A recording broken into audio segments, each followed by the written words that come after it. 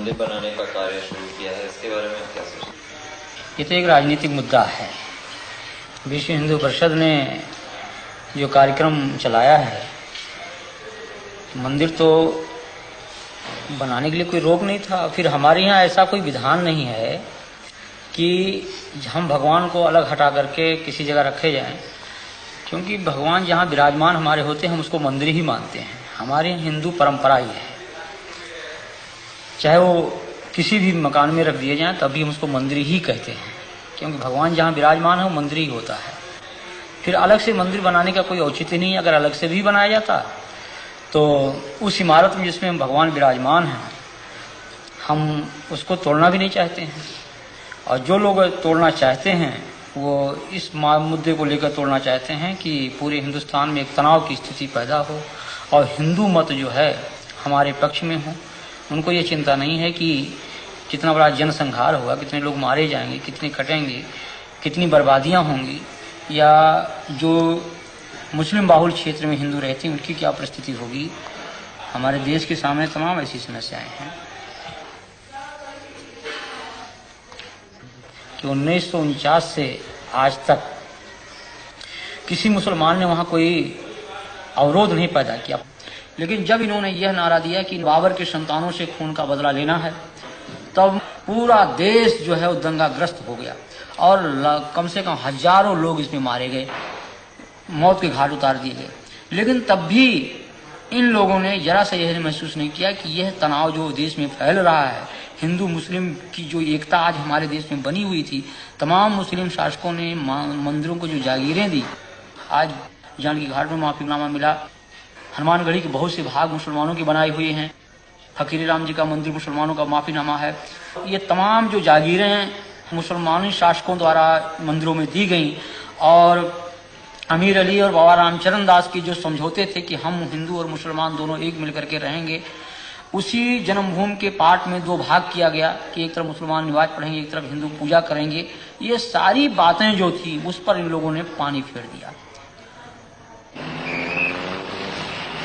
अंदर में इस तरह से दंगे फैलाए गए, ये मात्र एक सांप्रदायिकता का दंगा कुर्सी और पैसे के लिए फैलाए गए, न कि ये राम जन्मभूमि के। मैं तो ये कहना चाहता हूँ, मैं राम जन्मभूमि मंदिर का पुजारी हूँ, मैं बिल्कुल सत्य कह रहा हूँ आपसे कि आज तक विश्व हिंदू परिषद के लोगों ने वहाँ पर एक माला भी नहीं चढ़ाया, भगवान की पूजा अर्चना तक उन लोगों ने नहीं करवाया वहाँ पर। और कब बल्कि उन्होंने व्यवधान डाला। हमने हाई कोर्ट में रिट दायर किया और रिट दायर करके तब वहाँ की भोग व्यवस्था चालू करवाया।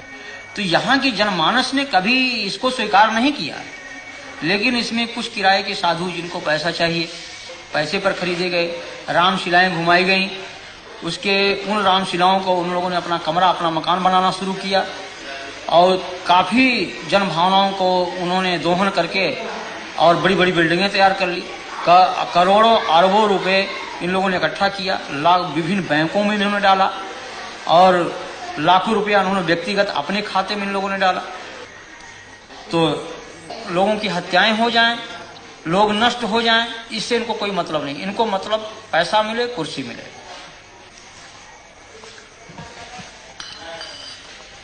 यहाँ जो लोग हिंदू राष्ट्र की बात करते हैं, इनमें त्याग और तपस्या और जनमानस का हित लेस मात्र नहीं है।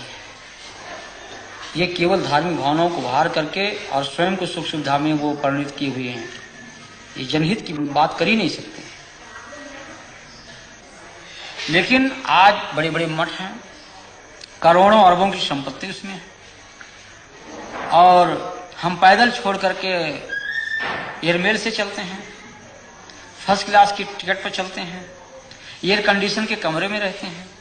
तो जहां पर हम एक तरफ भौतिकवाद, उस भौतिकवादी व्यवस्था से अलग होकर के त्याग और तपस्या और जनहित की बात सोचते थे, उस जगह हम उसको त्याग करके और हम भौतिकवादी व्यवस्था में परिणित हो चुके हैं। तो जब हम भौतिकवादी व्यवस्था में पूर्ण रूप से लिप्त हो चुके हैं तो हम भौतिकवाद की ही बात सोचेंगे, हम उससे परे हट नहीं सकते हैं। तो ये आज के धर्माचार्यों को कि आप क्या कहेंगे? हम तो इनको भौतिकवादी व्यवस्था का एक पोषक मानता हूं मैं। ये जो पूंजीपति कहते हैं कि हिंदू धर्म की रक्षा, हिंदू धर्म की रक्षा, मैं कह रहा हूं कि यहीं पर देश के पूंजीपति जो आज धर्म की आज अशोक सिंघल को इस बात को जो कह रहे हैं कि हम बहुत बड़े राम के भक्त हैं, क्या राम का यही आदर्श है कि 90% लोग भूखों मरे? ये हमारे देश की जो विषमता है आज, ये क्या इन धर्माचार्यों की पे नहीं चाहिए? अगर आप बड़े पूंजीपति हैं, आपके पास पैसा है, आपके कहने में एक पूंजीपति समुदाय देश का है, तो उन पूंजीपतियों से पैसा लेकर के उन गरीबों में लगाइए आप, जैसे मदर टेरेसा कर रही है, या और जिन धर्माचार्यों ने किया है, पूर्व जो धर्माचार्यों हमारे ने किया है, उनका अनुकरण करें आप।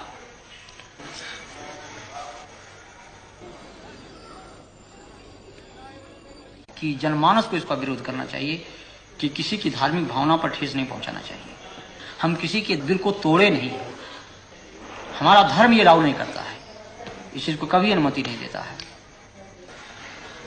राम का हमारा ये जो आदर्श है राजनीति का, वो यही है कि जनता सुखी रहे, और जिस तरह से मुख में हम भोजन डालते हैं पेट को मिलता, सभी अंगों को मिलता, उसी तरह से सारी जनता हमारी है, कोई उसमें छोटा बड़ा कोई उसमें ऐसा नहीं है।